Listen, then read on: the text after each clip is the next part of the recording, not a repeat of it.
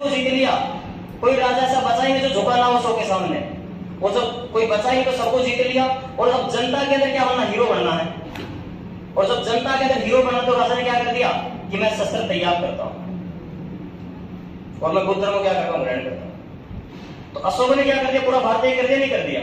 अब अशोक के आगे वंशज कुछ ऐसे आएंगे, यानी कि एक टाइम के बाद क्या होगा, वो हथियारों को रख देंगे और हथियार रखे रहेंगे तो जंग लगेगा नहीं लगेगा, लगेगा नहीं लगेगा, लड़ाई करने की कला आएगी नहीं। और लड़ाई करने की अगर कला नहीं आएगी, अब तो मैं तो बैठ के भाई हाँ मैं तो लड़ाई करता नहीं, लेकिन पड़ोसी जो रहता है पीटर क्या है, वो थोड़े सामने होगा, तड़का दो तो खड़ा हुआ नहीं होगा, यानी कि उनके वंशज खड़े होंगे नहीं होंगे फिर। और जब वो खड़े होंगे तो फिर भारत क्या दिखेगा, तो टुकड़ों में टूटता हुआ दिखाई देगा। समझे नहीं समझे?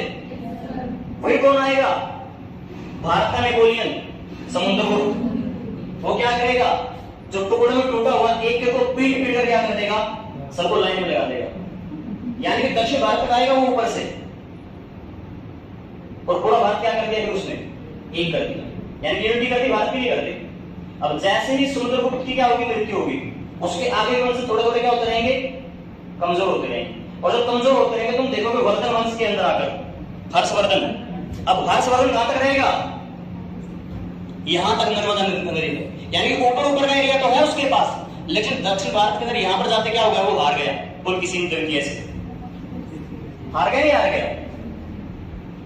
अब नीचे का भारत अलग है, ऊपर का भारत क्या हो गया, अलग हो गया। अब फिर कोई राजा, यानी कि ऊपर तो सारे सारे, उसके बाद क्या होगा, राजपूत का छोटे छोटे राजपूत टुकड़े में टूटे मिलेंगे, यानी भारत फिर टूट गया, नीचे अलग टूटा हुआ, ऊपर अलग टूटा हुआ है। और फिर ये क्रम लगातार चलता रहेगा। और फिर कौन आएगा, अलाउद्दीन खिलजी, जो क्या करेगा, दक्षिण भारत को ही जीत लेगा जाकर। और जब दक्षिण भारत को जाकर जीत लेगा, वो खड़ा हो कहां पर, बंगाली घाटी पर जाकर खड़ा होगा, वो यहां पर इस तरफ, और देखेगा कि आगे क्या है, समुद्र है। और जब आगे समुद्र है, अब आगे रास्ता तो बचा नहीं, तो क्या करेगा कि मैं क्या हूं, द्वितीय सिकंदर हूं। सिकंदर ने क्या किया था, 5-6 देश जीते थे बस, ज्यादा नहीं जीता सिकंदर ने, लेकिन आगे जमीन ही नहीं बची, आगे आगे चल, यहाँ पे आ गया अरब सागर, बंगाल की खाड़ी, ऊपर की तरफ से आया था वो, अब आगे गया नहीं वो। अब आगे उसको पता ही नहीं आगे राज्य भी है, यानी कि जितना उसको देखा, जो देश मिले रास्ते में उनको जीत लिया, और जीत लिया तो क्या बन गया, उसके अंदर बन गया। अब उसको भी आगे क्या नहीं मिला, जमीन आगे मिली नहीं, जल आ गया, तो क्या बन गया वो भी, भारत का सिकंदर कौन है, अलाउद्दीन खिलजी। समझे नहीं समझे? यानी कि जो चीजें विश्व के इतिहास में, वो भारत के इतिहास में देखने को मिल रही तुम्हें, क्यों मिल रही, क्योंकि जुड़ाव आपस में कुछ घटनाएं जोड़ी जाती है आपस में, वो घटना वहां पर है, तो भारत में कहां पर मिलेगी वो, तो क्या करें, दोनों का कंपैरिजन कर दिया। अब उसके पास भी क्या है कि उसने जीत लिया थोड़ा बहुत। अब अलाउद्दीन खिलजी के मरते क्या हुआ, तुगलक वंश। अब तुगलक या मोहम्मद बिन तुगलक, जो पढ़ा लिखा मूर्ख है, 2-4 घटना ऐसी करेगा अपनी लाइफ की, सारा राज्य क्या हो जाएगा, छीन में। फिर सैयद वंश आएगा, फिर लोधी आएगा। अब लोधी भी क्या ज्यादा अच्छा शासक नहीं है, लेकिन साथ में उसके पहले में कौन खड़ा आ गया, बाबर। बाबर बड़ा ही मोटिवेशनल इंसान है भाई। मैंने जो सबसे पहली बायोग्राफी पढ़ी थी, जिससे प्रभावित हुआ था, पढ़ी उससे पहले बहुत थी, लेकिन बाबर की जो बायोग्राफी पढ़कर जो प्रभाव हुआ वो अलग ही। ये मत पढ़ना कि बाबर मुसलमान है, ये है वो है, इन चीजों से ऊपर उठना इतिहास के लिए। अगर तुम इतिहास में इनमें उलझ के रह गए कि ये हिंदू है, ये मुस्लिम है, इसने इनको मार दिया, इसने इसको मार दिया, तो तुम इतिहास सीख नहीं पाओगे। इतिहास पढ़ने के लिए तुम्हें न्यूट्रल होना पड़ेगा, उदासी, कि गांधी भी वही है और भगत सिंह भी, नेहरू भी अच्छा इंसान है और सरदार पटेल भी अच्छे हैं, दोनों पैरेलल, हर एक चीज को बराबर लेकर चलना पड़ेगा तुम्हें उसके। तो दिल्ली सल्तनत खत्म होगी, तो दिल्ली सल्तनत का सबसे शक्तिशाली कौन आया बैठेगा, अकबर। अकबर क्या करेगा, पूरे भारत को फिर जोड़ कर रख देगा, और जो कमियां उससे रह जाएंगी, 1-2 राज्य ज्यादा नहीं जुड़ेंगे, तो औरंगजेब उससे भी ज्यादा राज्य जोड़ देगा, 21 स्टेट जोड़ देगा इकट्ठी एक साथ। लेकिन जैसे ही औरंगजेब क्या होगा, मृत्यु होगी, क्योंकि अकबर का तो राजा कैसा है, सामंजस्य के ऊपर बैठा हुआ है, सबको कोऑर्डिनेट है। लेकिन औरंगजेब का जो शासनकाल है वो तलवार के ऊपर है, क्योंकि औरंगजेब एक सेनापति है, एक राजा अच्छा नहीं है वो। अकबर एक राजा अच्छा है, सेनापति नहीं है, क्योंकि अकबर की और राणा प्रताप की कई बार टकराव हुआ, लेकिन अकबर कभी भी सामने आया नहीं। उसके पता था कि अगर एक तलवार लग गई तो 2 टुकड़े हो जाएंगे, तो भेजना किसको था, और सेनापतियों को। और औरंगजेब क्या करता था, खुद लड़ने के लिए जाता था, क्योंकि वो सेनापति अच्छा है, राजा अच्छा नहीं है। अब सेनापति तो अच्छा है, उसने राजा तो सारे जीत लिए, पूरा भारत दोबारा ही कर दिया, लेकिन जैसे ही वो मरेगा तो भारत का क्या होगा, फिर टुकड़े में टूटेगा वो। तुमने पढ़ा होगा मुगल साम्राज्य का पतन, कि औरंगजेब की मृत्यु के बाद मुगल साम्राज्य ताश के पत्तों की तरह ढह गया, फिर भारत टूट गया, नहीं टूट गया। और फिर क्या होंगे, अंग्रेजों को क्या मिल गया, टाइम मिल गया। अब ऐसे करते करते एक्ट लेकर आएंगे, और 1800 क्रांति में क्या कर दिया उन्होंने, उससे पहले 53 के एक्ट में पूरे भारत को यूनिट कर दिया, नहीं कर दिया। ये पहले गवर्नर था, गवर्नर जनरल हो गए, उसके बाद क्या बना दिया, पूरे भारत का गवर्नर जनरल बना दिया। किसको, लॉर्ड विलियम बेंटिंग। 1833 का नियम हो गया, तो पूरा भारत एक हो गया, नहीं हो गया। और जब पूरा भारत एक हो गया तो 1800 में क्या हो गई, क्रांति हो गई, नहीं हो गई। अब क्रांति हो गई तो अंग्रेजों को पता चला कि जो एक किए थे वो गलत कर दी, फिर क्या करो, इनको अलग अलग करो। अब अलग अलग करते रहेंगे, लेकिन 1885 में क्या आ जाएगी, कांग्रेस। और कांग्रेस क्या करेगी, फिर जोड़ना शुरू करेगी, फिर एक साथ लेकर आएगी। और फिर जब एक उससे ज्यादा एक नहीं होंगे तो फिर गांधी जी आएंगे, गांधी जी पूरे देश को एक साथ लेकर चलेंगे। और फिर क्या मिलेगी हमें, अब भारत की भौगोलिक स्थिति ऐसी है, एक तरफ हिमालय पर्वत, नीचे बंगाल की खाड़ी, एक तरफ अरब सागर, एक तरफ अरब मरुस्थल, थोड़ा सा रास्ता बचता पंजाब का, जहां से आक्रमणकारी आ सकते हैं। तो भारत ऐसा ही, भारत या तो टूटेगा या फिर क्या होगा। तो तुमने यहां से एक बात सीखी, जो क्रांति हुई, यानी कि यहां से भी क्रांति हुई है, और क्रांति के बाद कोई ना कोई राजा गद्दी पे बैठेगा। ऐसा तो होगा नहीं कि यहां से अगर मोनार्की खत्म हो जाएगी, मोनार्की खत्म नहीं होगी, राजशाही खत्म नहीं होगी यहां से। अब राजशाही होगी तो अगर यहां से आएगी फिर राजशाही, भारत के अंदर भी ऐसा ही होगा। और राजशाही को उखाड़ने के लिए फिर क्या होगी, फिर क्रांति, क्योंकि चाहिए क्या हमें, गणतंत्र। क्या चाहिए हमें। अब अगर 1800 में क्रांति में आजाद हो जाते तो भारत का राजा बनता मुसलमान बहादुर शाह जफर। अब कब तक सहन करेंगे हम राजाओं, फिर क्या होगी, क्रांति होगी, फिर भारत टूटेगा, फिर भारत क्या होगा, एक होगा। समझ गए, नहीं समझ गए। तो यही इतिहास है सारा का सारा, हर देश का इतिहास यही, टूटता रहेगा जोड़ता रहेगा, टूटता रहेगा जोड़ता रहेगा। कोई राजा एक ऐसा आएगा जो पूरे को जोड़ के रख देगा, और कोई ऐसा निकम्मा आएगा जो सारे को तोड़ के रख देगा।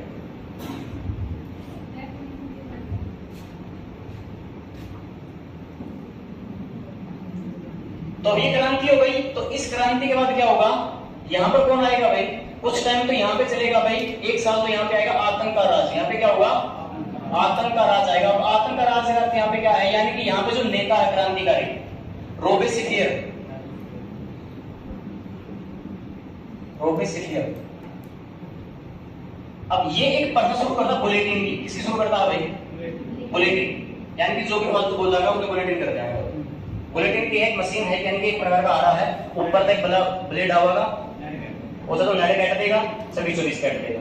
जब उससे पूछेगा कि इतना दर्दना क्यों, जरा जाके मारांगे इनको, तो तरफ का मारेगा, मैं सीधा साथ मेरा एक बार में क्या कर दिया उसका, जब फालतू बोल रहा था तो उसने क्या कर दिया, 16,000 क्रांतिकारियों को ऐसे क्या कर दिया, बुलेटिन कर दिया। अब उसने कब तक सहन होगा भाई, तो फिर क्या होगा, विद्रोह। और विद्रोह ने सबका पहले यूपी के किया, यूपी के कर दिया, बुलेटिन कर दिया। अब उसके बाद क्या होगी, यहाँ पे डायरेक्टरी आएगी, निर्देशिका, और यहीं से एक इंसान निकलेगा, इनका कौन, नेपोलियन बोनापार्ट। और इस इंसान से जितना तुम सीख सकते हो उतना कम है भाई। अगर इसकी कद काठी को देखोगे तो 4 फुट का नहीं था, 4 फुट का होगा बस। और इसके घोंसले और इसके कार्य भाई पूरे यूरोप को खिला के रख दिया इसने। तो पहले सेना के लिए किसी को अध्ययन किया, उसके बाद क्या किया, गद्दी पर बैठ गया। पहले राज किया इस तरीके से, और फिर बैठ गया गद्दी के ऊपर। लेकिन यहां तक पहुंचने के लिए उसने कई सारे युद्ध लड़े हुए, ऑस्ट्रिया को हराया, इटली को हरा दिया। अब इनको हराकर इनके साथ संधि साइन की, और उस संधि के साथ क्या कर दिया, अपने देश को मजबूत कर दिया। और 10 साल तक क्या करता रहा, फिर ये आगे राज रहा इसने। अब जब इटली को हराया इसने रूस को हराया, इसने यूके के खिलाफ मोर्चा शुरू कर दिया, इसने इटली को हरा दिया, ऑस्ट्रिया को हरा दिया। तो क्या होगा, पूरे यूरोप के अंदर क्या आएगा, एकीकरण आएगा, नहीं आएगा। तो यूरोप के देशों के अंदर राष्ट्रवाद जागेगा, नहीं जागेगा, राष्ट्रवाद आएगा, नहीं आएगा। और जब राष्ट्रवाद आएगा तो यहीं से तुम क्या पढ़ोगे, फिर आगे का टॉपिक क्या रहेगा तुम्हारा, इटली का एकीकरण। इटली एक क्यों हो गया, क्योंकि उनको पीछे कौन पड़ा हुआ था, नेपोलियन को बार-बार पीटने हाल के लिए आ रहा था। तो उन्होंने देखा कि अगर ऐसे टुकड़ों में रहेंगे तो नेपोलियन तो बराबर आता रहेगा। तो क्या हो गए, वो एक हो गई। और जब इटली का एकीकरण होगा तो साथ में उसके बाद किसका एकीकरण होगा, जर्मनी में क्या होगा, एकीकरण। लिख लिया भाई फीचर पॉइंट। फ्रांस की क्रांति के बाद लिखो इटली का एकीकरण, फिर क्या लिखो जर्मनी का एकीकरण। लिख लिया सभी ने? अब ये से दिखाऊं कि वर्ल्ड वॉर क्यों हुए, ये सिर्फ जुड़ाव क्रिएट कर रहा हूं तुम्हारे लिए मैं।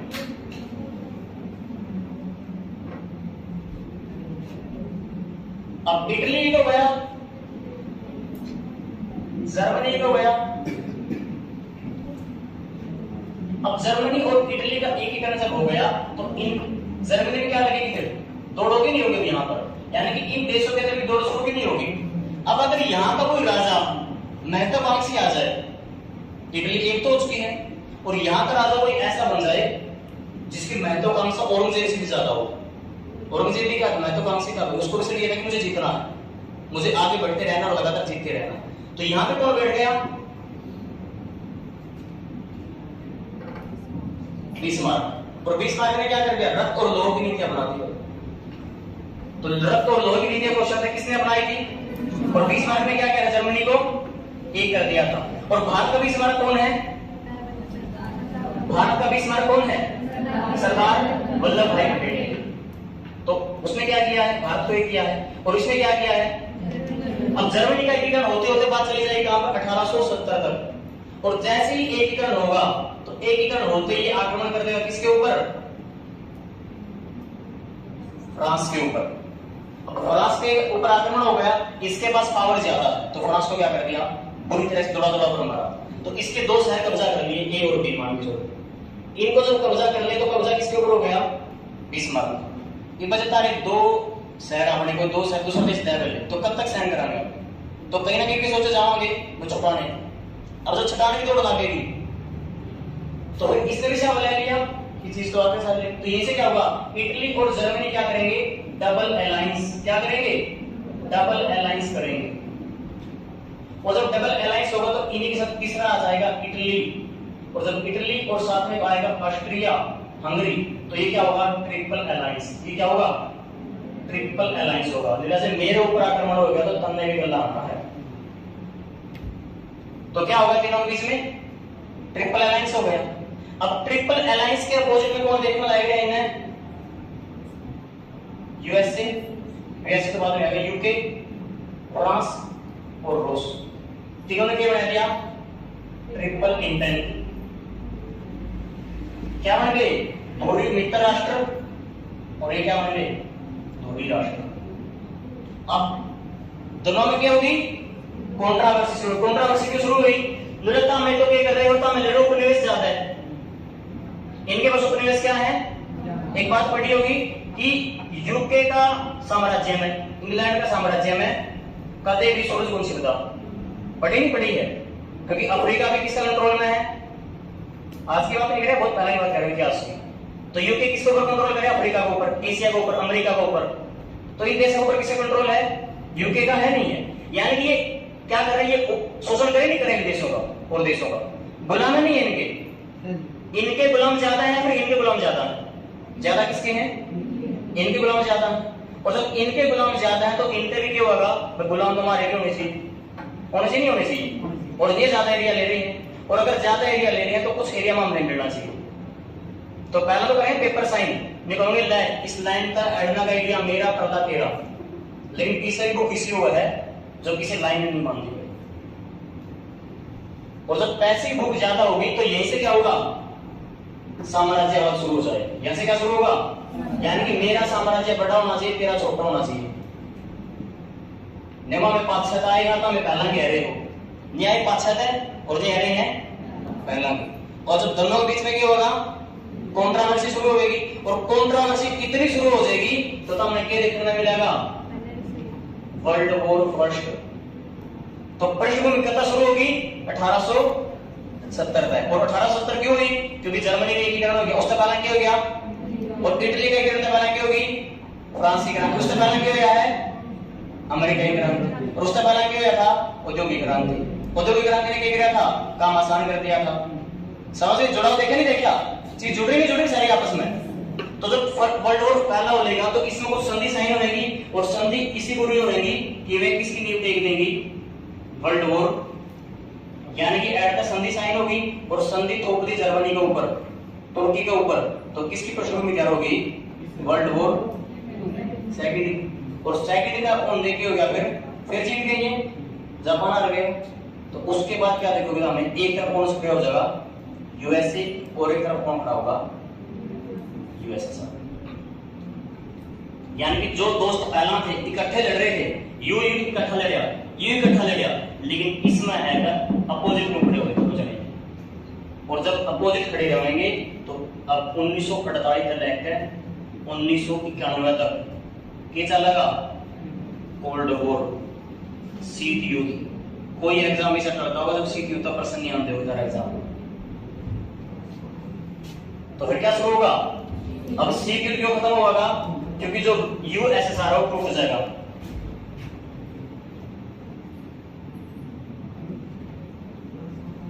यानी कि इसका क्या हो जाएगा? बिखराव। और जब इसका बिखराव होगा तो 15 देश बन गए इसके, और 15 देश में एक देश कौन सा बना है? यूक्रेन। अब साथ में पहले में कुछ और भी चला गया, यूक्रेन में सिर्फ यू चल रहा है। इसके पहले में क्या चल रही है?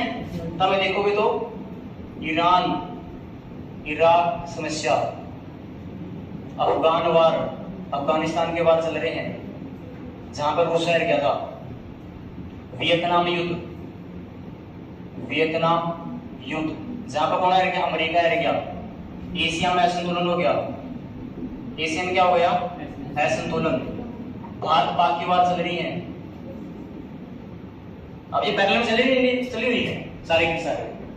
अब इनका प्रभाव यहां पर भी है, ये नहीं कि चीजें आपस में अलग अलग हैं, सारी जुड़ी हुई आपस में। कहीं पे किसी देश को यूएसए सपोर्ट कर रहा है तो किसी को सपोर्ट कर रहा है यूएसएसआर, और चीजें आपस में एक साथ चली हुई है सारे की सारे। और इन्हीं का परिणाम आज भी है, जो क्या है? रसिया और यूक्रेन वॉर है, वो भी इन्हीं का जुड़ा हुआ सारा का सारा। ईरान इराक के अंदर इतनी अनस्टेबिलिटी क्यों है? क्योंकि अमेरिका नहीं चाहता कि वो स्टेबल हो।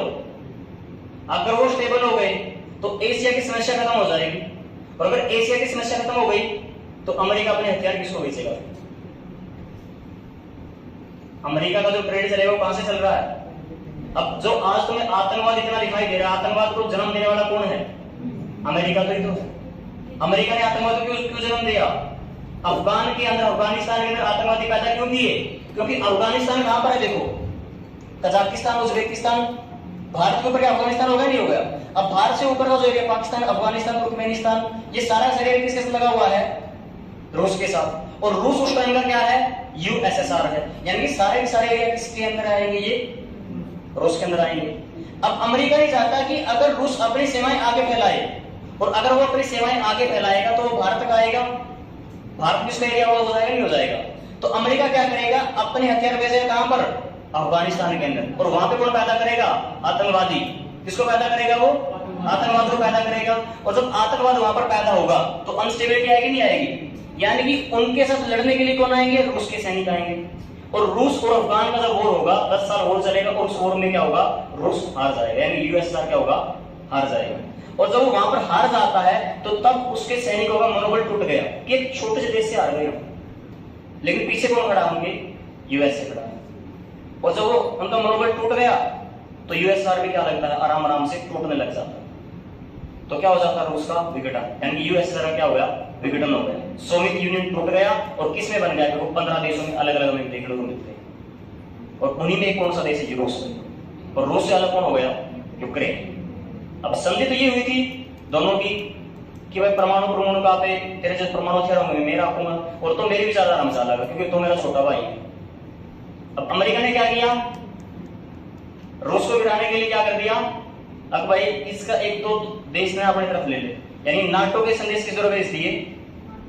यूक्रेन के पास मैसेज किस तरह भेजा नाटो ने?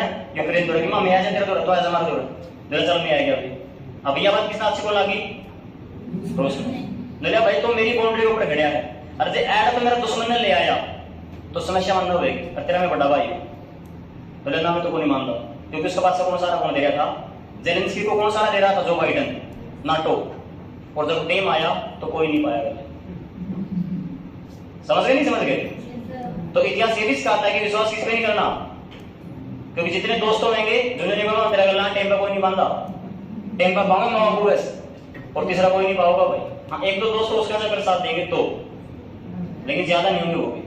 तो इतिहास ये भी सिखाएगा कि विश्वास जो करना है देख कर करना आदमी को ऊपर, कि काम देश का नहीं दे सकता है कि बाइडेन के ऊपर विश्वास तो कर लिया जेलेंस्की ने कि नाटो ऐसा बना बचाना खातर, कोई नहीं आया पीटा कल्ला हो रहा नहीं हो रहा। क्यों हार गया यूक्रेन, क्यों हार गया? क्योंकि कोई साथ नहीं नहीं आया उसका। उसको उम्मीद थी यूरोपियन यूनियन आएगी, उसको उम्मीद थी नाटो आएगी, लेकिन कोई नहीं आया वो। और जब नहीं आया तो क्या हो गया, वो हार गया। तो ये सारे की सारी जड़ें काम पर हैं, सब कुछ काम पर है, विश्व के इतिहास के अंदर सब कुछ है, और वही हमें सारा का सारा के करना है। मतलब कि पहला इतना टाइम तक मैं ज्यादा दे रहा हूं क्योंकि तो हमने पहला कदम ही पढ़ रखी ये चीजें, ताकि तो हमें तड़कना जो पढ़ो तो चीजें आपस में जोड़ो, और जब जोड़ते रहोगे तो उसका अंदर तरह साइंस भी होगा। देखिए फिजिक्स में बताऊंगा तरह कि न्यूटन ने काम कर दिया फोर्स का, मोशन का, ग्रेविटेशन का, और मैं यूज कर रहा हूं औद्योगिक क्रांति में यूज करेंगे हमने। क्योंकि अगर साइंस तरक्की कर रहा है तो देश भी क्या करता होगा, अपना तरक्की करता रहेगा। तो यहां से इसका डिसइंटीग्रेशन होगा, कुछ समस्या होंगी क्रिएट, समझ गए नहीं समझ गए अभी? कर दो साहब इसे लिख लिया पूरा सिलेबस आपने, क्या पढ़ना क्या नहीं पढ़ना, और सारे के सारे जितने प्रश्न देखोगे सारे रटे आ रहे हैं। और मैं तेरा खातर 80% कैटेगरी लेकर आया हूं, पिछले जितने पेपर थे नहीं सारे मैंने कैटेगरी, और कई का नहीं हो जिक्र है भाई कि 1-2% देखेंगे जो कहते हैं कि मैं खुद लिखे हो जाने का भाई दिखाने का मेरे को इसमें बड़ी चीज आना है या चीज भी हो जाएगा भाई कई बार। तो मैंने उसे का प्रूफ देने का था, एक के मतलब थोड़ा टाइम ज्यादा लग गया है, लेकिन एक के का पास नहीं डेट लेकर दिया भाई, इंटरनेट पर जाकर चेक कर लियो भाई, मेल कांस्टेबल में आता है स्टार्टिंग में पेपर होएगा, एक परसेंट में पास पाओगे तो हम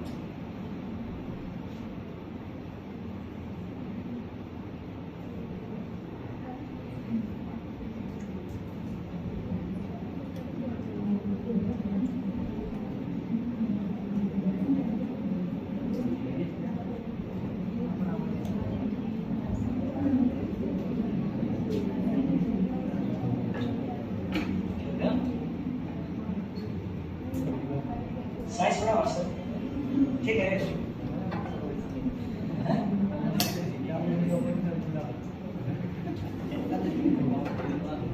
भाई मैं पढ़ने का इच्छा है, लिखो पुनर्जागरण।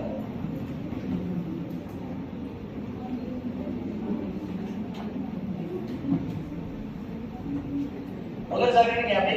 विचारधारा क्या है?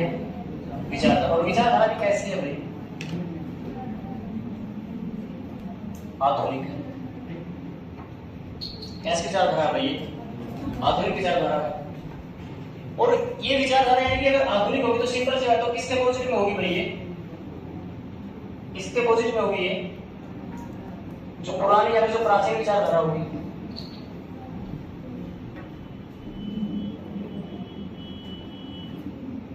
इसकी शुरुआत कहां से होती है?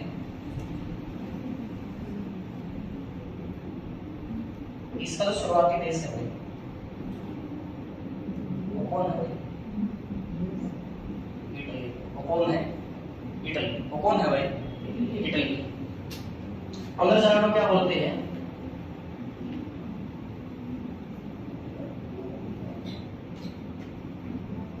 पुनर्जागरण को क्या बोलते हैं भाई?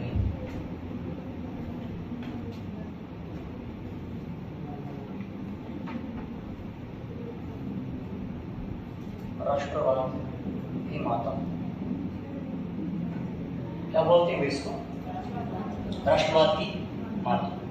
अब पुनर्जागरण से एक विचारधारा यानी इसके बाद यहाँ पे बात किसकी होगी, यानी कि जो मानव, इससे पहले का जो मानव है।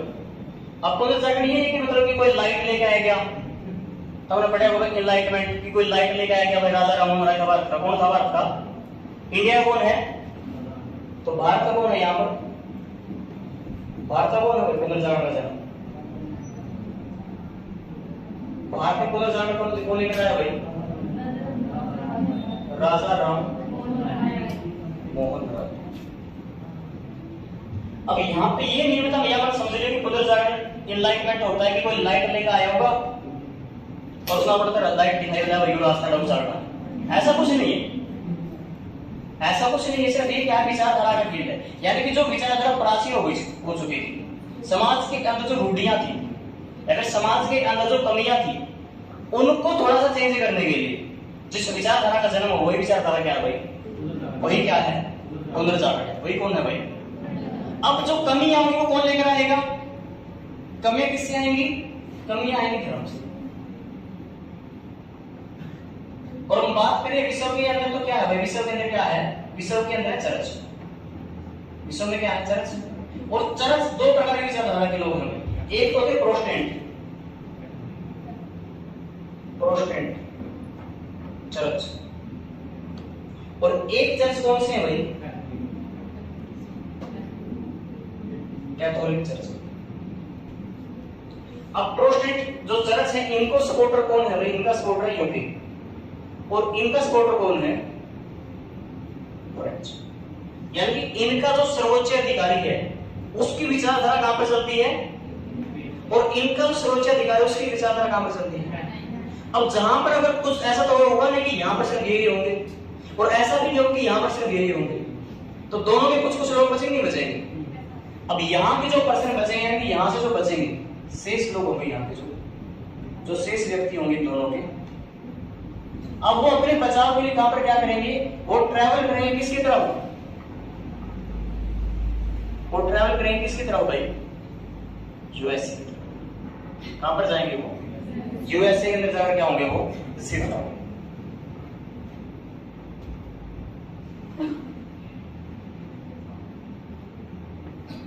अब धर्म में सुधार करने के लिए कुछ क्या होंगे? धर्म सुधारक भी आएंगे, यानी सुधारक आएंगे नहीं आएंगे? और यहां पर सुधारक कौन आता है भाई?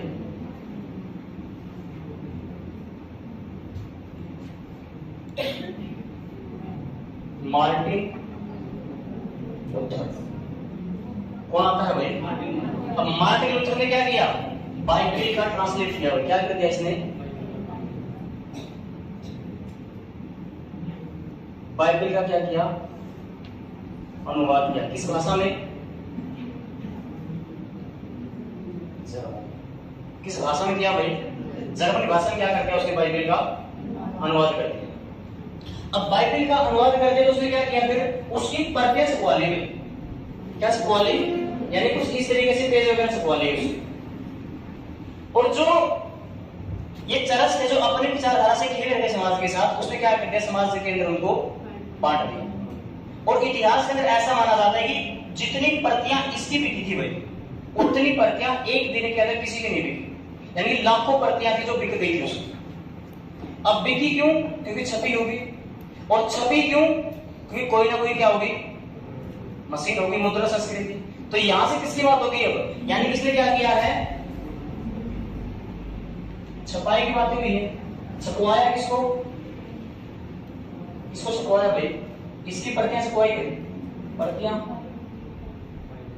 और वो जो चरस थे ना, जो चरस थी, मंदिर की मस्जिद, उनके बाहर उनको टांग दिया, उनके सामने लोगों को सेल किया और उनको दिखाया कि धर्म क्या है। तो समाज में क्या आएगा? सुधार आएगा नहीं आएगा? अब यही क्वेश्चन अगर तुमसे पूछे कि भारत के अंदर कौन है भाई? भारत का मार्टिन लूथर। भारत का मार्टिन लूथर। देखो एक चीज तुम्हें भारत से बताता चलूंगा मैं। भारत का मार्टिन लूथर तुम्हें पता है, लेकिन तुम चीजों को जोड़ नहीं पा रहे। बस कौन है? स्वामी दयानंद सरस्वती।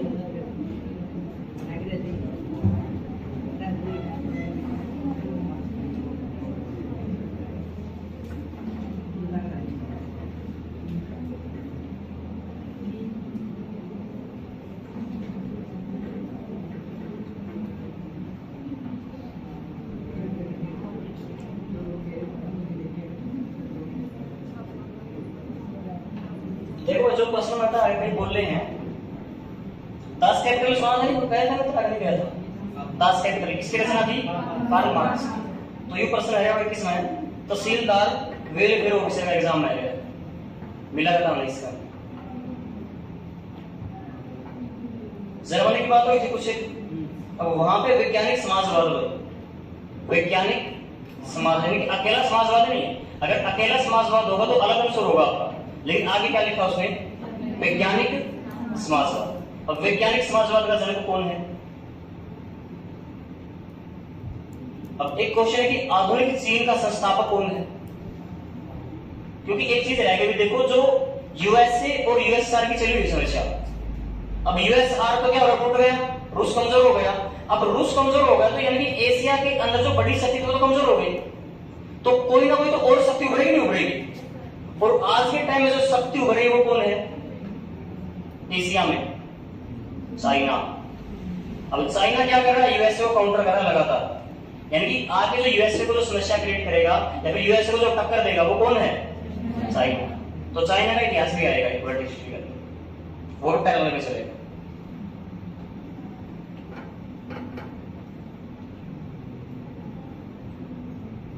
वियना संधि कब शामिल हुई थी भाई? वियना संधि कब हुई थी?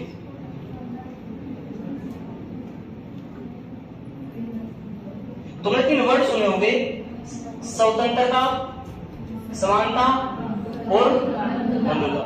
पॉलिटिकल भारत की जो प्रस्तावना उसके अंदर तीनों शब्द क्या आएंगे? निहित है। कहां से लिए गए हैं? फ्रांस से लिए गए। फ्रांस के अंदर कहां से लिए गए हैं?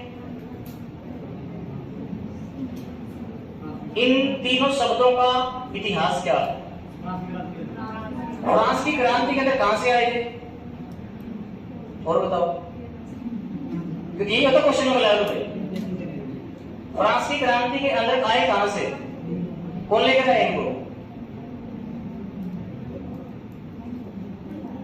सर इतना नहीं पता, बस इतना ही पढ़ा हमने, और पॉलिटी में इतना ही आता है। पॉलिटी का क्वेश्चन इतना ही आपका कि स्वतंत्रता, समानता और बंधुता कहां से लिए गए हैं। लेकिन जब आप इनको खोदोगे, इनको गहराई से और पढ़ोगे, तो ये चीजें कहां पर जाएंगी? फिर वर्ल्ड हिस्ट्री है। क्योंकि पॉलिटी जो सब्जेक्ट है ना, पॉलिटी जो आप पढ़ते हो, तो पॉलिटी कोई अलग नहीं है, पॉलिटी इतिहास का ही तो भाग है। भारत का संविधान हमने पढ़ा, अब भारत का संविधान जो बना है वो पहले कब से शुरू हो गया? जब ब्रिटिश भारत में आए। या फिर एक तुमने राजनीतिक इतिहास पढ़ा, क्या अकबर ने अपना राजपाट नहीं संभाला होगा?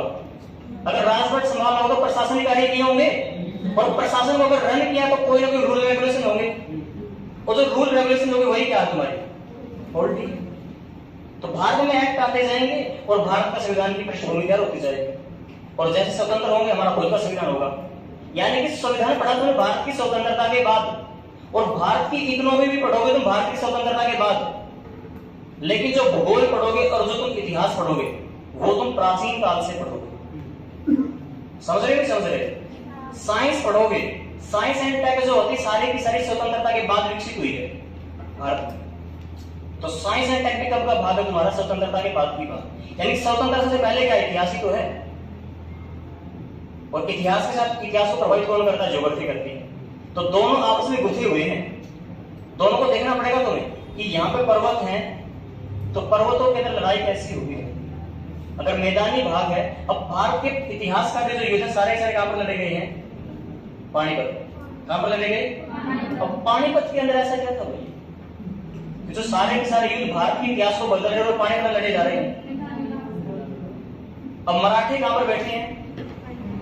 पानीपत के युद्ध में कहां से आए? महाराष्ट्र से। महाराष्ट्र कितनी दूर है? 1500 किलोमीटर दूर।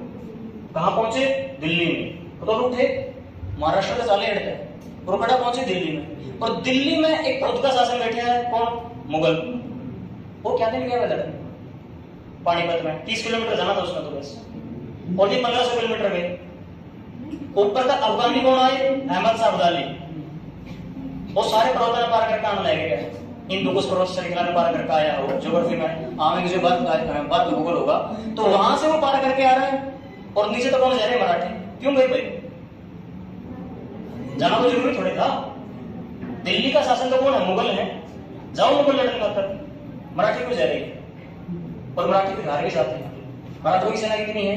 1.5 लाख से भी ज्यादा, और अब्दाली की 1 लाख भी नहीं, फिर भी अब्दाली जीत गए। क्यों जीत गए? क्योंकि मराठे सक्षम है किसके अंदर? गुरिल्ला वॉरफेयर में। क्योंकि यहाँ पे क्या पहाड़ियां हैं, उनको छिप छिप के मारने का पता है, उनको ये नहीं पता कि खुले मैदान में कैसे लड़ा जाता है। और पानीपत क्या है? मैदान है। अब दक्षिण भारत में क्या है? कभी जलवायु यानी कि कभी गर्मी तो कभी वर्षा, सर्दी वगैरह यानी नॉर्मल रहता है टेम्परेचर। ये कतोड़ आएंगे में पानीपत में आएगा बैठे, और जैटे का टाइम था, संक्रांत का दिन था, पूरी जाटा तगड़ा जाटा हो गया। ये कोड़ा जाटा उन्हें देखने को नहीं, और ऐड आएगा जाटा में छोड़ गए। तो क्या हो गए? ऊपर तक होना था अहमद साहब, यानी इन दुकुश पर्वतों रहा था। तो और पर्वतों में क्या होती है? ठंड होती नहीं होती है। उन्होंने दे रहा था ठंड में ऊपर रहना है, लेकिन मेरा ठंड थोड़े मेरा था, मैं तो नॉर्मल जलवायु में आए थे। जानते क्यों हो गए? बीमार हो गए। बीमार भी हो गए, बिल्कुल सही, बीमारी फैल गई। अब थोड़ा जा रहे हैं दक्षिण भारत में, गर्भ थोड़ा उनका दक्षिण भारत महाराष्ट्र में गए होंगे, और ओढ़ा जाएगा बैठ के। अब इतने दूर जब वो गए हैं तो न्यू तो है कौन भाई फिर आ जाएगा, कौन मिलाया हमने? अब भाई बार तो रोटी की कमी होगी, बार तो पानी की कमी कुछ आई हो, तो ऐसा तो होगा नहीं। यानी कि रसद नहीं मिली उन्हें। रसद क्या होती है? पड़ी है रसद, बर्फ फेंक दिया इसमें, तो रसद क्या होती है? खाद्य सामग्री जो युद्ध में पहुंचे कर दी। तब रसद पहुंची कौन नहीं, तो मराठा में एक बात फैलेगी, बोले चलो अब्दाली के युद्ध का लड़ो, लड़का मर जाओ, नहीं ज्यादा भूख तो मरांगे, जो बैठ रहा है वहां पे लड़का मरो, तो आक्रमण कर दिया आपको। तो युद्ध में आ रहे नहीं आ रहे मराठी, लेकिन रीजन तो एक भी नहीं आया कि मराठी युद्ध में गए तो गए क्यों?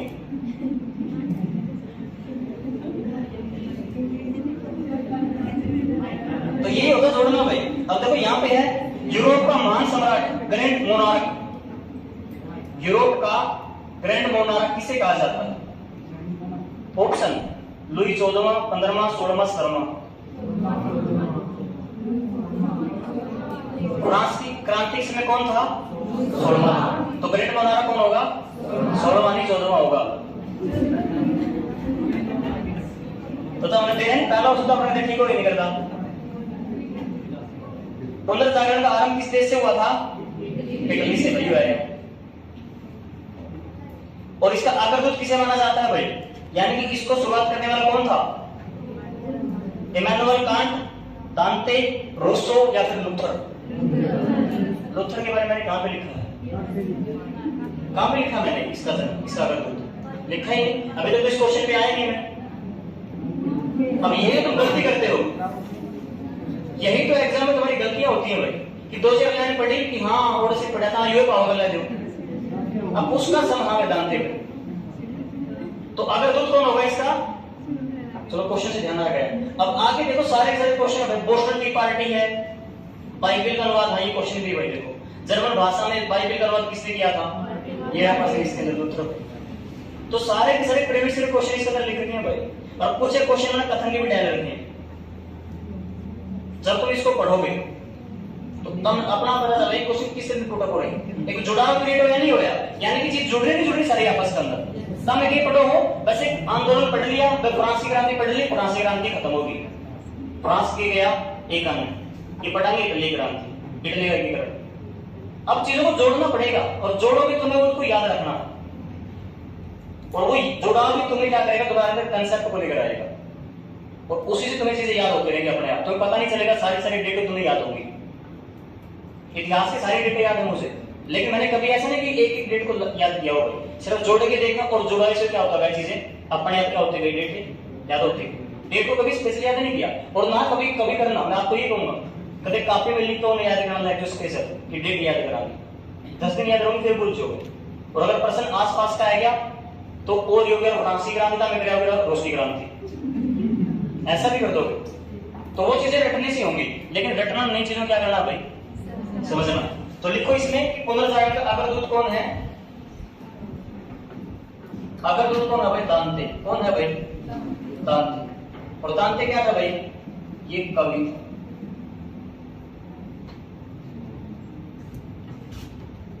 अब यहां से देखो यानी कि जब चीजों को प्रिंटर किया तो क्या हो गया यहां से मुद्रण संस्कृति। क्या आ गई भाई यहां से अब मुद्रण संस्कृति आ गई। और मुद्रण संस्कृति के अंदर जो छापे खाने हैं भाई, यानी जो प्रिंटिंग प्रेस है, ये क्या है प्रिंटिंग प्रेस। और प्रिंटिंग प्रेस लेकर कौन सा देश आया था? चीन लेकर आया। पुर्तगाल या लिखे पुर्तगाल। और भारत के अंदर कौन लेकर आया था? पुर्तगाली। यानी कि आए भारत में भी। तो कहां पर आए? गोवा। और पूछे कि इंसान कौन है वो, यानी कि इसको बनाने वाला कौन है? गुटेनबर्ग। अब ये गुटेनबर्ग वही है भाई, कौन सा ज्योग्राफी वाला, ज्योग्राफी में भी गुटेनबर्ग वही है। गुटेन तो ने पढ़े होगी असमता, यानी कि डिस्कंटिन्यूटी, जो की तरह है ऊपर मेंटल फिर नीचे क्या होगी लोअर मेंटल, दोनों अलग अलग कर दी। फिर लोअर मेंटल फिर क्या आ गई कोर, दोनों को अलग अलग कर दिया। अपर कोर मिडिल कोर दोनों को अलग अलग कर दिया। तो वो क्या डिस्कंटिन्यूटी जोन पृथ्वी के अंदर, तो वही क्या है ये वही गुटेनबर्ग है।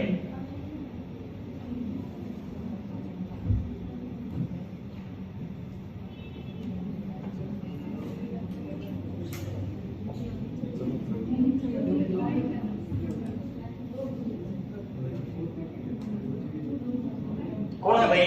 गुटेनबर्ग ज्योग्राफी वाला। ज्योग्राफी में हमने पढ़ी होगी इसकी डिस्कंटिन्यूटी। तो ज्योग्राफी में क्या पॉइंट आता है इसका? डिस्कंटिन्यूटी। ये क्या होती है? असंगतता। असंबंधता कुछ ऐसा वर्ड होता है इसका, जो भी मेरी हिंदी सी डिस्कंटिन्यूटी। ये क्या है?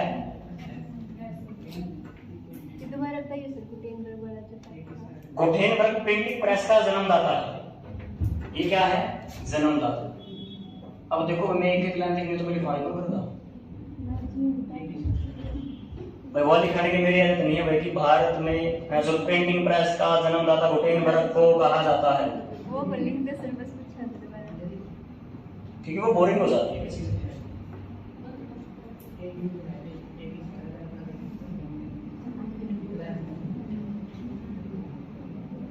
तो कौन है भाई इसका जन्मदाता? अब जब मुद्रण संस्कृति क्या हो गई, अब पहले तो यहीं से किसका जन्म होगा फिर आगे चलकर, यानी कि ये क्या लेकर आएगी आगे संस्कृति, मुद्रण संस्कृति क्या लेकर आएगी फिर?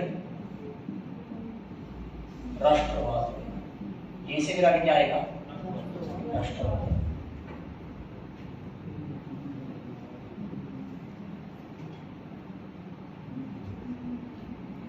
कर दो मैं साथ ही से।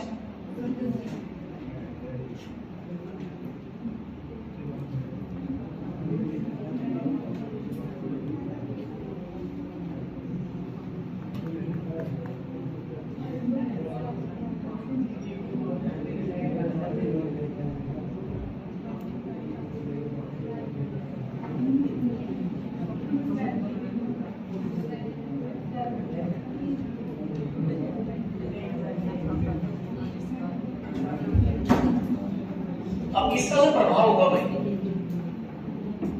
इसका जो प्रभाव होगा वो प्रभाव क्या होगा कि समाज की बुराई क्या होगी? कम होगी। जो सामाजिक बुराई है भाई उनका क्या होगा? अंत कह लो या फिर कह लो क्या हो जाएंगी? कम हो जाएंगी। अब जब हमारे समाज की बुराई कम हो जाएंगी तो हमारे पास क्या होगा? फिर पैसा है नहीं आएगा। यानी कि अब ये सोचेंगे कि पैसा कैसे कमाए थोड़ा बहुत, तो यहीं से किसकी शुरुआत होगी भाई फिर? यानी कि बुराई तो कम हो गई तो यहीं से किसकी शुरुआत हो जाएगी भाई? खोजों की। खोज की, व्यापार। यहीं से किसको अब बल मिलेगा? यानी कि जो समाज हमारा बुराई में उलझा हुआ था वो बुराई उसकी कम हो गई। समझ रहे नहीं समझ रहे? तो बुराई कम हो गई तो किसी तरह सोचेंगे कुछ नया किया जाए, और नया क्या करेंगे? खोजे करेंगे या फिर खोज कर क्या करेंगे? फिर वो व्यापार करेंगे। और जब खोज और व्यापार की बात आएगी तो यहीं से किसका विस्तार होगा? यानी कि किसका जन्म शुरू हो जाएगा? यानी किसकी पृष्ठभूमि तैयार होगी? यहीं से यहीं से पृष्ठभूमि तैयार होगी किसकी? औद्योगिक क्रांति की।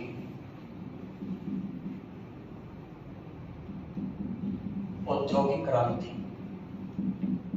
Industry revolution.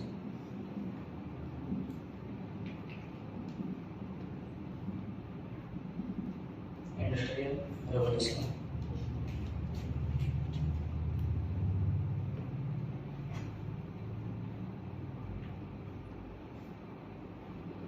इसका समय कितना है?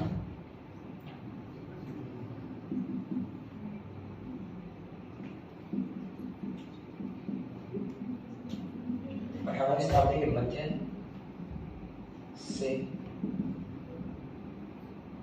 20वीं शताब्दी।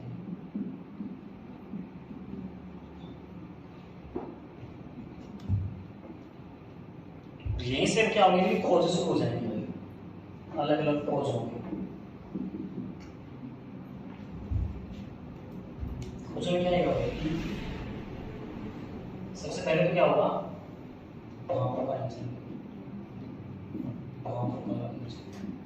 तो ये कौन होता है? खोज है जेम्स वॉट।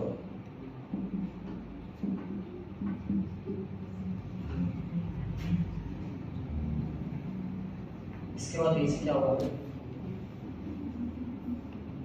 Steam engine. इससे क्या चलेगी भाई? ट्रेन। इससे क्या चलेगी? ट्रेन चलाई जाएगी। और जो पहली ट्रेन चलेगी वो कब चलेगी भाई? 1825। कहाँ की? मुंबई से ठाणे के बीच में। कब चलेगी? कहाँ पर चलेगी ये? जो शहर है इंग्लैंड की, लिवरपूल से मैनचेस्टर।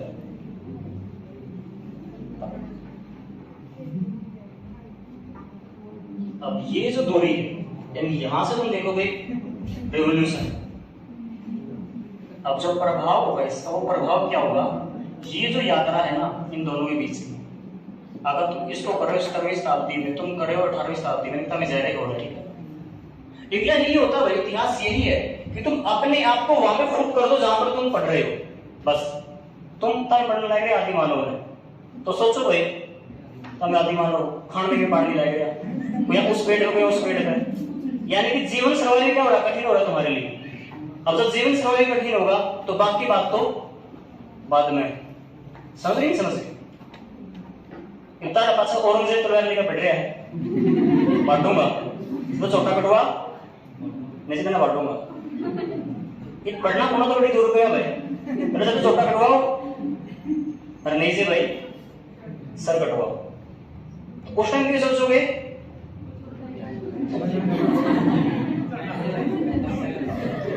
ये बात भी सही है भाई, अगर सर्वाइव करना तो भी कटवाना पड़ेगा। और अगर वो नहीं कटवाओगे तो धर्म पर क्या हो जाओगे? बलिदान हो जाओगे। और धर्म पर बलिदान कौन होगा? भारत का की जो हिंद की चादर वो कौन है? भारत की हिंद की चादर सिखों के नवे गुरु कौन थे? गुरु तेग बहादुर। तो तेग बहादुर क्या है? हिंद की चादर। क्यों हिंद की चादर? क्योंकि जो कश्मीरी पंडित थे उनको सैक्रिफाइस करवा रहा था कौन? औरंगजेब। वही बात कर रहा था, या तो अपने क्या करो धर्म को परिवर्तन करो, नहीं तो क्या करो सिर को कलम करो। तो सारे इकट्ठे होकर किसके पास पहुंचे? क्योंकि उस टाइम उसके पास क्यों है भाई? क्योंकि उस टाइम तुम देखोगे कि जो वर्चस्व है उत्तर भारत के अंदर, जो पावरफुल है वो कौन है? सिख है। तो उसके पास चले गए और उनका एक 10 साल का लड़का है उनके पास। क्या नाम है उनका? उनका नाम क्या है भाई?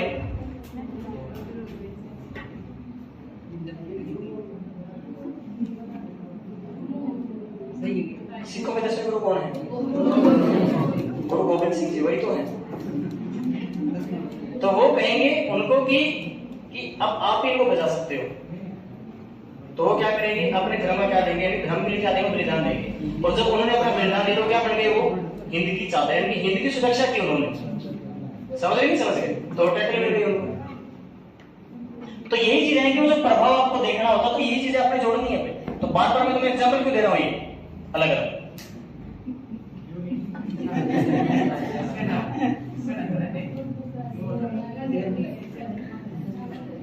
लाइट आएगी भाई। चलो देखो आगे इतिहास में वही बोल रहा हूं मैं, अपने आप को फील करो जहां से तुम पढ़ रहे हो ना। अब तो मैं सोचो मैं इंग्लैंड में बैठे हो 17वीं और 18वीं शताब्दी के अंदर, और यहाँ मतलब यात्रा कर रहे हो और यात्रा करना खाता तेरा पास कोई साधन नहीं है, तो हमने लगे कितने दिन भाई, तो हमने यात्रा में लगे 4 दिन पहले पहले। कोई गाड़ी वाला पाया क्या तो बल्ले बैठ लिए, अब कोई नहीं पाया तो पहले पहले चल रहे हो, तो 4 दिन से क्या लगा, ज्यादा का टाइम लग गया इस यात्रा के अंदर। और फिर तारा क्या है कि ट्रेन है, तो हमने ट्रेन में टिकट ली, चल गए, और तो हमने 4 घंटे पर लगे थे, यानी कि टाइम किसके ऊपर आ गया था, 4 घंटे के ऊपर। अब समाज में क्रांति आई नहीं, समय की बचत होगी नहीं होगी, फिर तो हम सोचोगे भाई समय बचेंगे, हम जाएंगे सो जाएंगे, एक सारे थोड़े सोएंगे, उसमें उसको क्रांतिकारी भी होंगे। बिजनेसमैन क्या करेंगे, पैसा कमाएंगे। अब पैसा कमाने के लिए क्या चाहिए, उनके पास क्या होगा, मशीनें बनकर तैयार होने लगेंगी। अब जब मशीन तैयार होगी तो मशीन किससे चलेगी, कच्चे माल से। किससे चलेगी, और कच्चे माल नहीं तो है को नहीं पाएगी, 1 बाल्टी भरी 2 बाल्टी भरी चल है का जाओ लेके, फिर कोई तो लेके जाओगे, तो बताओ टेक लिया, कोयला का चल रहे हैं, मशीन में लेके जाओ, तो उससे तो कुछ होगा नहीं। तो उसके लिए क्या करोगे, बड़ा साधन चाहिए, और बड़ा साधन क्या हो गया तुम्हारे पास, ट्रेन आगे नहीं आगे। अब अंग्रेजों ने भारत में ट्रेन का विकास क्यों छोड़ा, बस कॉरिडोर नहीं है, जड़े नहीं था, क्योंकि माल ढोना था उनको भारत के अंदर, और माल को ढोने के लिए क्या चाहिए भारत के अंदर, रेलवे लाइन चाहिए। अब रेल यहाँ से बनकर तैयार हो चुकी है। अब एक टाइम के बारे में बात हम बताओगे 1853 में, इस समय कब आया 1825। तो यहाँ से ध्यान में रख सकते हो कि भारत में कब आई थी ये,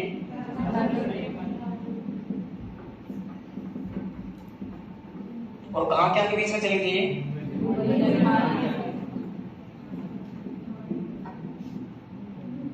कि मध्य में, ठीक है, ये चली थी। अब कच्चा माल वहां से तैयार होगा, और जब कच्चा माल तैयार होगा, ये तो नहीं कच्चे माल क्या हो सकता है, तो कच्चा माल मशीनों में जाएगा, मशीन क्या करेंगी, सामान बनेगा, और सामान से क्या होगा, फिर पैसा आएगा। तो यहीं से समाज में वर्ग बनेगा, वो क्या बनेगा, फिर पूंजीवाद को क्या मिलेगा, यहाँ से बढ़ावा मिलेगा। तो पूंजीवाद को क्या मिलेगा, यहाँ से बढ़ावा मिलेगा। तो किसको बढ़ावा मिलेगा, यहाँ से पूंजीवाद।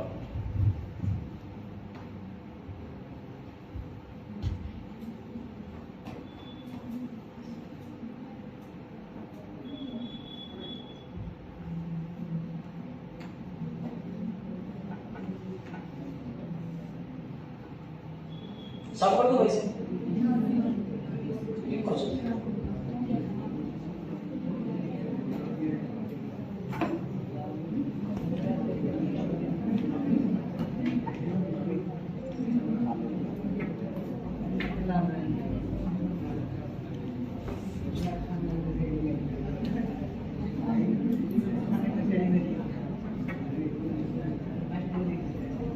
कर दो वैसे आप इसे।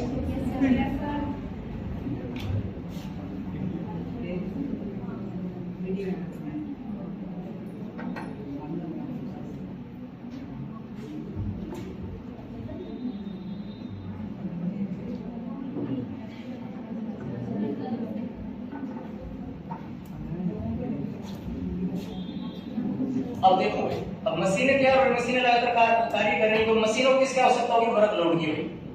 तो मशीन ये जल्दी अपने आप चलेगी, मशीन को चलाने के लिए वो चाहिए भाई, उनके अंदर सामान बढ़ेगा, तो वो सामान लेकर आने के लिए, लेकर जाने के लिए भी क्या हो चाहिए, वर्क लोड चाहिए, चाहिए। यानी किसकी आवश्यकता पड़ेगी, यहाँ से मैन पावर, यानी कि यहाँ से किसकी आवश्यकता पड़ेगी, मशीनों के लिए क्या चाहिए, मशीनों के लिए भाई मैन पावर।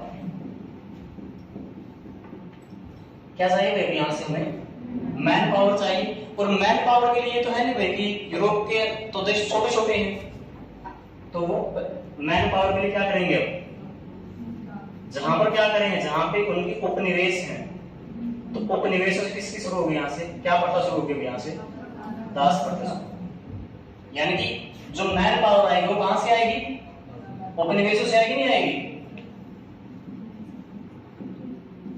अब उपनिवेश क्या होता है बताऊंगा तुम्हें, कि उपनिवेशों से आएगी मैन पावर, और जब मैन पावर आएगी तो उनको क्या करेंगे, वो उनको बनाएंगे वो गुलाम। क्या बनाएंगे, वो गुलाम। यानी यही कह लो कि यहीं से क्या शुरू होगी, दास प्रथा। दास प्रथा में क्या करेंगे, बंदी बनाएंगे। अब अफ्रीका के अंदर, अफ्रीका के अंदर इतने दास क्या किया गया, इंसानों को उठाया जाता था, उनको यूएसए शिफ्ट कर दिया, कुछ को ऊपर शिफ्ट कर दिया, कुछ वहां पर लेकर चले गए। भारत से भी ऐसे उठाया, तो यह क्या शुरू हो गई, हर जगह पर जो ये इतने विदेशी फैले हुए हैं। अमेरिका के अंदर दो जाति, यानी कि एक तो श्वेत लोग हैं और दूसरे कौन से लोग हैं, काले अश्वेत लोग हैं। अब जो अश्वेत है वो कहाँ के हैं, अफ्रीका के हैं वो। यानी जो ट्रम्प जो प्रेसिडेंट थे वो तो क्या थे, श्वेत राष्ट्रपति, और जो बराक ओबामा थे वो क्या थे, अश्वेत राष्ट्रपति। एग्जाम्पल हो गए नहीं होगी तुम्हारे दोनों के दोनों। तो श्वेत और अश्वेत क्यों है वो वहां पर दोनों चीजें, क्योंकि यूएसए किसकी कॉलोनी थी, यूएसए किसकी कॉलोनी थी।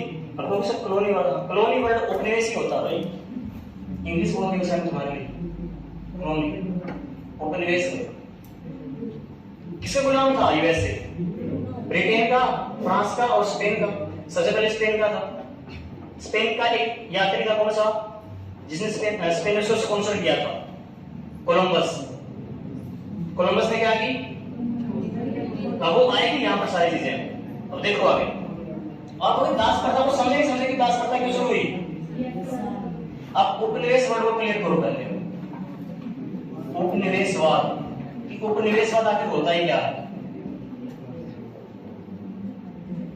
उपनिवेशवाद क्या होता है कि दो राष्ट्र है भाई, एक राष्ट्र ए है और एक राष्ट्र क्या है, बी। ए क्या, पावरफुल, ए क्या भाई, पावरफुल है। वैसे लिखने के लिए काफी लंबी स्टेटमेंट होगी इसकी। एक पावरफुल है और एक क्या भाई, वीक है। तो पावरफुल ने क्या कर लिया, इसके ऊपर अपना राज कर लिया। क्या कर लिया, इसके ऊपर अपना राज। और जब इसके ऊपर राज होगा तो वीक के क्या होंगे, इसके पास क्या होंगे, इसके संसाधन होंगे। इसके पास क्या होंगे, इसके संसाधन है। तो जब इसके ऊपर राज होगा तो इसके संसाधनों का क्या करेगा, ये क्या करेगा, इसका संसाधनों का यूज करेगा। क्या करेगा, यूज। अब यूज ये नहीं कि वो यूज इसके भले के लिए करेगा, अपने फायदे के लिए यूज करेगा। किसके लिए, अपने फायदे के लिए। किसके लिए यूज करेगा भाई, वो अपने फायदे के लिए यूज करेगा। और अब यहां से जो विचारधारा जन्म लेगी तो वही क्या होगी, उपनिवेशवाद। वही क्या होगी, उपनिवेशवाद। यानी कि अब तुम रख लो, एक और है, एक तो होगा ब्रिटेन और बी की जगह पे कर दो यहां पे कौन, इंडिया। टाइम पीरियड कब का हो गया ये, 1757 से लेकर 1947 का बीच का। तो हम किसके उपनिवेश हैं, हम किसके उपनिवेश हैं इस टाइम पीरियड के अंदर, क्योंकि 1757 में क्या हुआ है, बैटल ऑफ प्लासी, प्लासी का युद्ध। सिराजुद्दौला और British East India Company, Sirajuddaulah हार गया, ईस्ट इंडिया कंपनी जीत गई। मीर जाफर, फिर मीर कासिम बक्सर का युद्ध, फिर वो भी हार गया, आगे चलती गई। और 47 में जाकर क्या हो गई, फिर हम आजाद हो गए। तो हम किसके उपनिवेश रहे हैं, ब्रिटेन। यानी कि एक ही जगह पे हमने ब्रिक कर लो, ठीक है। तो हम ब्रिटेन में क्या हो गए, उपनिवेश हो गए। समझ गए, नहीं समझ गए। तो ठीक उसी प्रकार और चेंज कर दो, यहां पे भी ब्रिटेन तो ब्रिटेन ही रहेगा, यहां पे ठीक है, तो लेकिन यहां पे रख दो यूएसए। जो आज अमेरिका पावरफुल लग रहा है ना तुम्हें, वो भी किसका गुलाम था, ब्रिटेन का गुलाम था। वो किसका गुलाम था, वो भी ब्रिटेन का गुलाम था। और टाइम पीरियड कब था भाई, 1754 से लेकर 1783 तक का ही सारा टाइम पीरियड है। तो समझ गए, नहीं समझ गए। अब इसी के लिए कई बार हमने यूज करो कॉलोनी में। तो कॉलोनी में क्या होता है, कॉलोनी होता है उपनिवेश। क्या होता है, उपनिवेश। और उपनिवेश किसको बढ़ावा देता है, यानी कि यहां से किसको बढ़ावा मिलेगा, यहां से बढ़ावा किसको मिलेगा, साम्राज्यवाद को। यहां से बढ़ावा कौन होगा, साम्राज्यवाद। और साम्राज्यवाद होता है इंपीरियलिज्म, एम्पायर।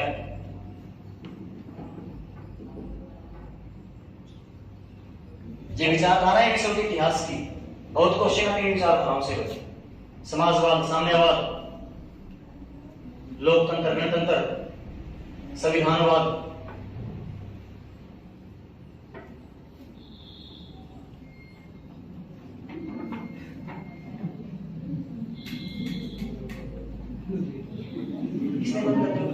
पंखा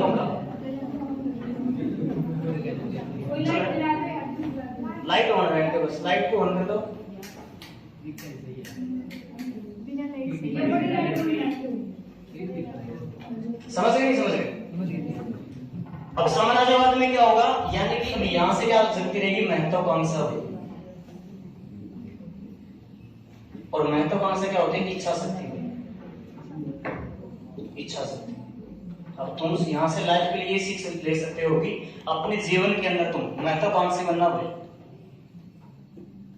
क्योंकि जिसकी इच्छाएं नहीं होती ना, वो कौन होता है, महात्मा बुद्ध। जिसकी कोई इच्छा नहीं, तब महात्मा तो बैठे था, मतलब कोई मुझे बंदा हो कि मेरी कोई इच्छा नहीं थी, अपना मोक्ष प्राप्त हो गया है कोई सा। तो जीवन में क्या बनना है, महत्वाकांक्षी भाई। अब महत्वाकांक्षी नहीं बोले कदे दूसरा ने पीटे, कदे तीसरा ने पीटे, वो भी ना करे। महत्वाकांक्षी हो पढ़ने में कि एक किताब पढ़ दी फिर दूसरी पढ़ दी, दूसरी पढ़ी मैंने पहले भूल गई थी, तो चीजों को याद ही रखना। समझ गए नहीं समझ गए, विचार बराबर। अब साम्राज्यवाद क्या होगा, यानी कि साम्राज्यवाद को अगर डिफाइन करो तो क्या होगा, जो अपने साम्राज्य के आगे फैलाव करे, यानी कि क्या करे, वो साम्राज्य के आगे फैलाव, साम्राज्य का फैलाव। अब वो फैलाव किससे होगा, या तो कोई नीति हो उसकी। अब नीति कैसी होगी, वो युद्ध की भी हो सकती है भाई। और यही तुम अगर थोड़ा सा देखोगे इतिहास के अंदर, थोड़ा जाकर भारत के इतिहास का एग्जांपल लेता हूं तुम्हें मैं। जो चंद्रगुप्त मौर्य था, किसके टाइम पीरियड में था वो, सिकंदर हार गया, और सिकंदर का सेनापति कौन था भाई, सेल्यूकस निकेटर। और सेल्यूकस निकेटर की पुत्री थी, क्या नाम था, हेलेना। अब जो चाणक्य जी थे वो बहुत बुद्धिमान व्यक्ति थे, उनको पता था कि आज जो सेल्यूकस निकेटर का सेनापति आया है, तड़का ने ये बनागा, राजा ही बना, क्योंकि सिकंदर तो मरना है, सबने मरना है, अपन नहीं मरना। तो सिकंदर की भी क्या होगी, डेथ होगी। और सिकंदर की डेथ के बाद गद्दी पर कौन बैठेगा, सेल्यूकस निकेटर, क्योंकि सेनापति यानी पावरफुल पीपल वही है, तो बागड़ वही संभालेगा। और अगर वो संभालेगा तो सेनापति का नारा दिया, तो तड़का ने क्या करेगा, युद्ध कराएगा। किसका गल है, चंद्रगुप्त मौर्य का। तो पहले ही ऐसा काम कर दे कि युद्ध करने नहीं पाता, यानी कौन सी नीति बनाई थी, विवाह की। तो नीति वो विवाह की भी हो सकती, रिश्तेदारी भी हो उसका विवाह। तो सेल्यूकस निकेटर की छोटे किसका ब्याह करवा दिया, चंद्रगुप्त मौर्य का। नल्ला कर ले आक्रमण देख लेगा, यानी कि समझ गए होगा कितना सम था। तो आक्रमण तो नहीं होगा, यानी नीति वो भी होगी नहीं होगी। तो साम्राज्यवाद के फैलाव के लिए नीतियां अलग अलग हो सकती है, विवाह की भी हो सकती है, युद्ध की भी हो सकती है। अब युद्ध की तो हमें विवाह की तौर दिखाया जाता है कि जो पुर्तगाली है, भारत में अलग अलग कंपनी आ रही है, और उन कंपनी में एक कौन है, पुर्तगाली में जो सबसे पहला है। ये पुर्तगालियां का और ब्रिटेन का क्या हो गया, संघर्ष हो गया। क्योंकि भारत के इतिहास में तो हमने क्रिकेट देखे थे, क्रिकेट देखो नहीं देखो, क्रिकेट में त्रिकोणीय सीरीज आएगा कि 3 देशों की सीरीज होगी, यानी 3 देश हैं, ए बी और एक सी भाई। तो पहला इन दोनों का युद्ध हो गई, यानी कि इन दोनों का मैच हो गया, इन दोनों का हो गया, इनका हो गया। अब कोई जीतते जाएगी, यहाँ तो 2 टीम बैर, एक टीम बैर हो जाएगी, 2 टीम बचेंगी, फिर उन दोनों के बीच में होगा, फिर एक रहेगी विनर। अब इसी ने पुट करके समीकरण भारत के ऊपर, भारत में एक तो कौन है, ये कंपनियां सारी की सारी जितनी भी है, ठीक है। और एक तरफ कली कौन है, ब्रिटेन है, क्योंकि आप गुलाम किसके यहाँ, ब्रिटेन के। और एक तरफ जो ए है वो कर दो भारत के सारे राजा, भारत का सारा राज्य। तो ब्रिटेन क्या करेंगे, पहले इंग्लैंड कले के अलग खेलेंगे, पुर्तगाली आए, डेनिश आए, डच आए, फ्रांसीसी आए, सारे ने क्या करते कले के लिपट गए। कर्नाटक का युद्ध पड़े नहीं पड़े, कर्नाटक का युद्ध पड़े होगा। अब कर्नाटक का युद्ध हमें विश्व इतिहास में तोड़ मिलेगा अमेरिका का युद्ध में। जो अमेरिका का स्वतंत्रता संग्राम का युद्ध चल रहा है, वो बार का तोड़ जुड़ा था कर्नाटक भारत है। तो कल के लिए जीते गए, यानी कि सारे के सारे क्या कर दिए इन्होंने, बस पुर्तगाली, बस पुर्तगाली वाले क्या कर लिया, रिश्ता कर लिया और मुंबई ले ली देश में, पहले मुंबई मारी, तो मुंबई देश में अंग्रेजा तो रहे, तो खत्म। अब फिर लपेट दी सारे के सारे ये जो भारत के राजा बच गए, और भारत के राजा रहे नहीं रहे, मैसूर का युद्ध, पंजाब के युद्ध, मराठा के युद्ध, सारे युद्ध नहीं हुए, सारे लपेट दिए, नहीं लपेट दिए नकल करके। तो कल कौन बच गए, ये भी लपेट दिए, कौन बचे इसका कोर्स करो, ये कई साल तक कल रहोगे, तो हमारा बड़ा कोई नहीं, यानी कि ऑस्ट्रेलिया की टीम बन गई है, क्रिकेट में बनेगा। तो इसका अपोजिट कुछ टाइम बाद कौन आएगी? Indian national Congress. लेकिन इसका प्रतिनिधित्व कौन संभाला? गांधी।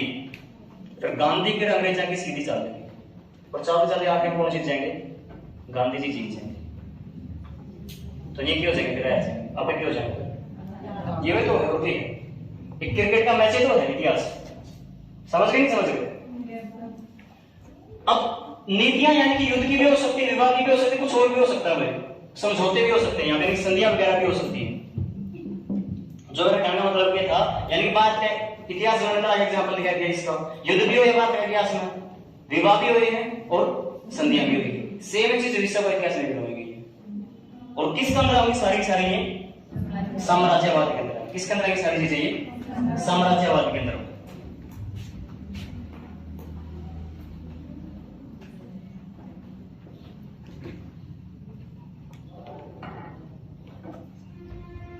तो यहीं से आगे फिर खोज होगी भाई।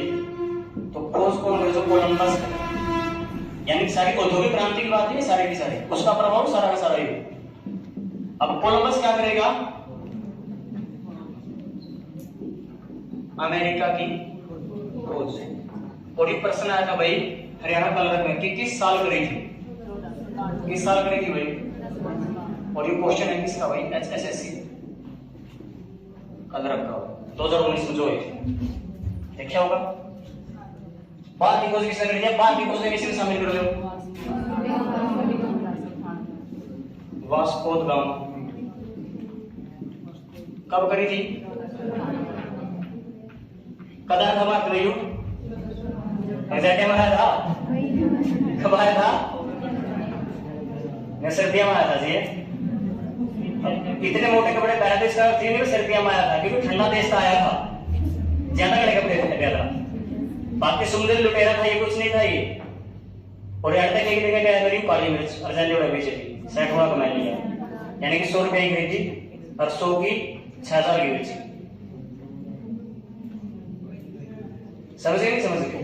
फिर उन्नत नहीं होगा, इतना रुपया पड़ा है, यानी कि इतना सामान पड़ा है, मैं आप बेचा रहा हूं, फिर दो नहीं होगी। पुर्तगाली आए, फ्रांसीसी आए, डच आए, डेनिश आए, ब्रिटिश आए, फिर सारे एक करके उल्टे भी जाने रहे। फिर आखिर में कौन बचे? कर ले ब्रिटिश बचे। समझ गए नहीं समझ गए? तो ये प्रभाव किसका? सारा का सारा औद्योगिक क्रांति का। अब इसके बाद हमारा जो आगे पढ़ेंगे भैया, नेक्स्ट क्लास में जो पढ़ेंगे वो हमारी क्या होगी? अब अमेरिकन क्रांति। अब अमेरिकन जो क्रांति है भाई, वो अमेरिकन क्रांति जुड़ेगी किससे भाई? सारे की सारी यहां से जुड़ेगी, यानी कि यहां से चीजें जुड़ती चली जाएंगी बाकी। क्योंकि अमेरिका के ऊपर जो पहले वर्चस्व होगा किसका होगा? स्पेन का। लिखो कि अमेरिका के ऊपर किसका वर्चस्व है? स्पेन का। यह आखिरी होगा भाई। वर्चस्व किसका? पहले स्पेन का, फिर किसका है? फ्रांस का, और फिर अंत में कौन आएंगे? अंग्रेज। और अंग्रेज के ग्रह धनवान है, बाहर कह देंगे।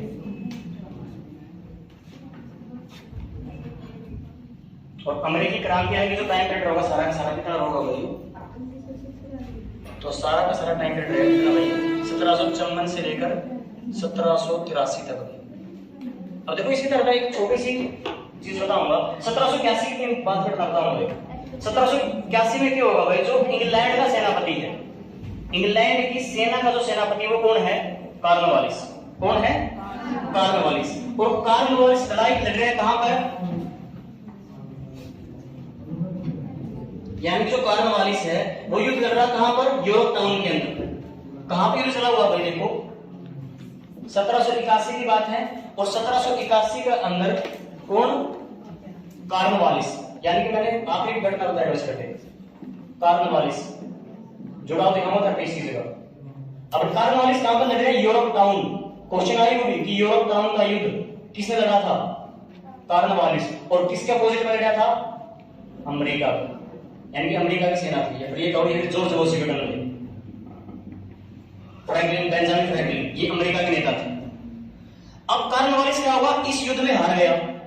कॉर्नवालिस क्या होगा? यहां से इसकी हो गई हार, यानी कि हार किसकी हो गई? यूके की। कौन हार गया? यहां से यूके हार गया। और यूके के हारते ही फिर क्या होगा 1783 में पेरिस की संधि। कहां की संधि होगी? और पेरिस की संधि से कौन स्वतंत्र हो गया? अमेरिका। अब इसी चीज को भारत में जोड़ो। तुमने पढ़ा होगा भारत में लॉर्ड कॉर्नवालिस आया था। भारत का क्या वो गवर्नर जनरल है नहीं है? अब वो क्यों है भारत के अंदर? क्योंकि वहां पे तो सेनापति के तौर पर हार चुका है। और भारत में जब वो आएगा 1784 तो तुम पढ़ोगे पीस्ट इंडिया एक्ट। क्या आएगा? अब पीस्ट इंडिया एक्ट क्या था? उसके अंदर क्या किया ब्रिटिश क्राउन ने कि जो सेना के अंदर जो कमियां रह गई हैं, यानी कि यहां से हमारी सेना हारी है, हमने अमेरिका गवा दिया, कहीं ऐसा ना हो हम भारत को भी गवा दें, तो क्या करके कुछ सुधार कर दिए। समझ रहे हो नहीं समझ रहे हो? तो उन सुधारों को क्या बोलते हैं? पीस्ट इंडिया एक्ट बोलते हैं। जो तुमने पॉलिटी पढ़ा होगा, पढ़ा नहीं पढ़ा है? और उसको कहते हैं कि उससे पहले रेगुलेटिंग एक्ट आया था और रेगुलेटिंग एक्ट में कुछ सुधार कर दिए, कुछ कमियां थी उनको दूर कर दिया। यानी कि सेना की कमियों को दूर करने के लिए जो एक सेनापति था वो खुद आया, यानी कि अपनी गलतियां जो वो अमेरिका में कर चुका था वो गलतियां भारत में दोबारा ना दोहराई जाए, कहीं भारत हमसे छूट ना जाए, इसलिए क्या आ गया फिर, यानी कि अगले ही साल वो वहां पर आ गया, फिर इंडिया में आ गया कॉर्नवालिस। समझ गए नहीं समझ गए? यानी कि चीजों का जुड़ाव देखना हमें। अब वो चीजें अमेरिका में चली हुई हैं लेकिन प्रभाव भारत पे हो रहा नहीं हो रहा, और यही इतिहास है भाई सारा। तो बाकी पढ़ेंगे नेक्स्ट टाइम, ठीक है? तमिल नोट्स मिलेगा कुछ अभी।